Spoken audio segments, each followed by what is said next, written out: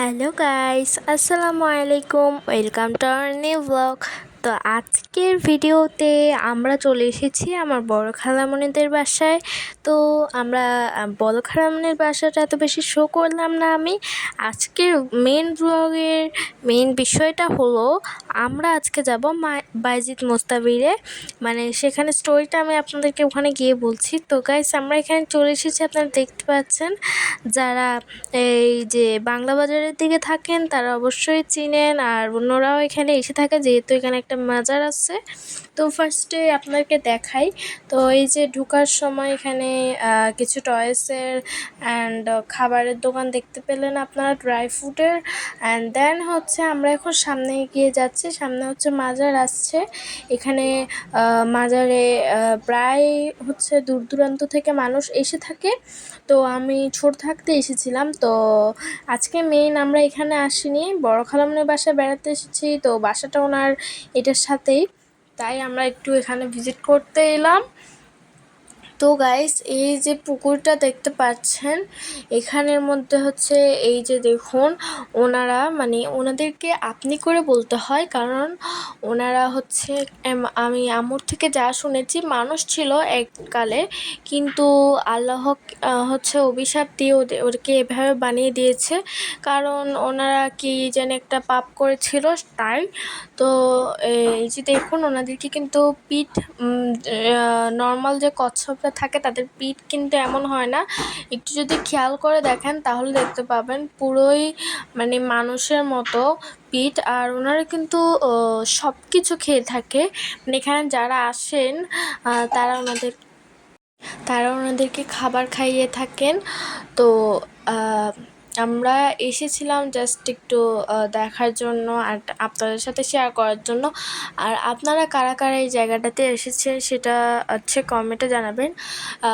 ব্যাপারটা হয়েছিল, ওনারা রাতে যখন ঘুমাচ্ছিল তখন আল্লাহ তাদেরকে এমন বানিয়ে দিয়েছেন, এবং সেই স্থানটাতেই মানে পানি এসে মানে এটা পুকুর হয়েছে। আমি তত ক্লিয়ারভাবে জানি না, যারা জানেন আমাকে জানাতে পারেন কমেন্টে। তো এখন আপনাদেরকে আরেকটু সামনে গিয়ে আরও কটা দেখানো যাক। আসলে খুব কম সংখ্যক উঠে আসছিল, তাই আপনাদেরকে দেখাতে পারছি না তেমন একটা।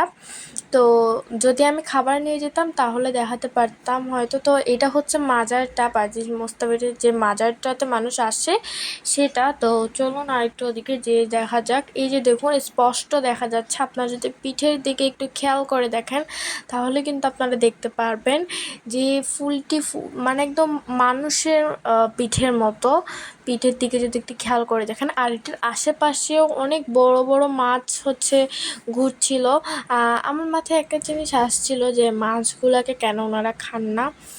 তো যাই হোক, এখন তো আপনারা দেখেন।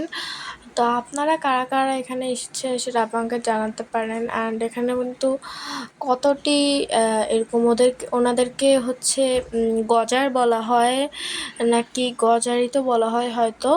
তো গজার বলা হয়, ওনাদেরকে কচ্ছপ বলা যায় না, তা আমি আপনাদের জন্য বলছি। আর আপনারা খেয়াল করলে দেখবেন এখানে ছোট ছোট অনেক অনেক মাছও আছে আশেপাশে, যেটা একটু আগে বললাম।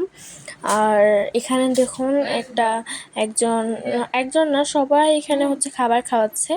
আর এই যে খাবারগুলো খাওয়াচ্ছে লাঠিতে করে এগুলা, আর দেখুন এনারা